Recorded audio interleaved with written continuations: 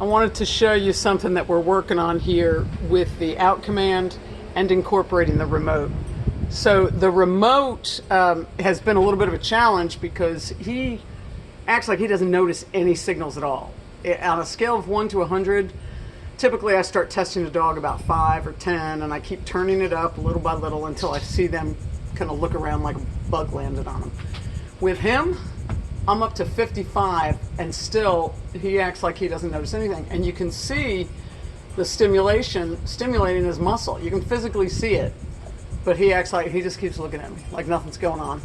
So I don't want to turn it up any higher. I can see that it's working, it's stimulating, so I know he's got to feel it. But his neck skin, I mean, it's like a tire on a semi-truck. So we're just going to have to feel our way through that. So right now he's set on a 55, which is quite high. But you'll see he doesn't have much reaction to it. So here's what we're doing. In that little black bowl, I am dropping kibble. It's not his kibble. It's a little bit of Moxie's kibble, so it'll be a little more interesting too. And then I have treats in my pocket that are much more interesting. It is important that the treats be more interesting. So one of the first things I was doing was calling him off the bowl. It doesn't matter to me if he finishes the few kibbles at first. What matters to me is that he comes when I call. So what I want you to know is that when I say a command, I am holding this down, and when I say yes, I have taken it off. So when I say come, it's going blah, blah, blah, blah, blah. And when I say yes, it stops. The idea is that when he turns and starts heading my way, it comes off. So he learns that he can make that sensation stop by following whatever the command is. In this case, come, and then it will be the out command, which, as you saw in an earlier video, he's already doing well with. So, all right, buddy, you ready? So this time I'm just throwing a few pieces of kibble. He'll be able to eat them all before I call him. But I want to know that two things will move him away from bowl: me calling him off and me saying out. So you're going to see both of those. Hey, Bub.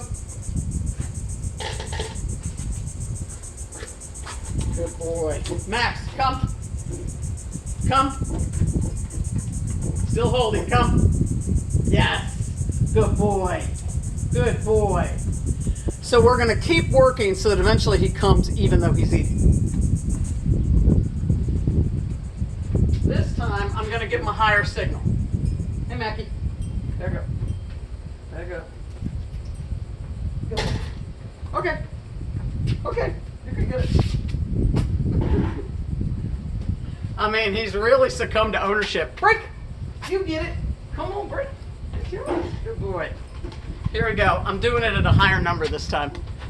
Max, come. Yes! Good boy! Good boy! So that time he left a couple of treats in there, or a couple of kibbles, niblets. So he did stop eating, which is really good. But that's not the point. The point really is just to get him to come to me. So now I'm going to put more food in there, and I'm going to go over and tell him out. So the idea is that I'm going to make him out while there's still food in the bowl.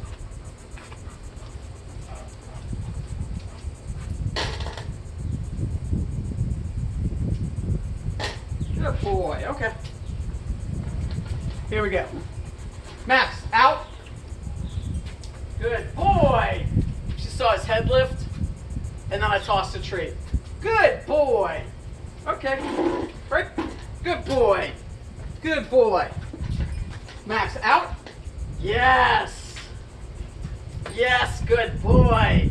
Good boy. Good boy. That's you. Okay. So I know that he has not been historically guarding his food bowl. That's not the point.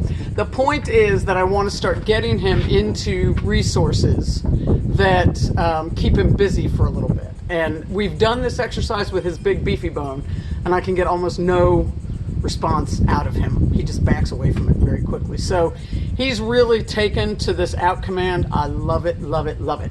So we're going to just work on strengthening his recall and his out command. And I'm also working on leave it so that when he's especially on leash, he starts learning to stop reacting to people. He's reacting out of insecurity, but he is grumbling and growling.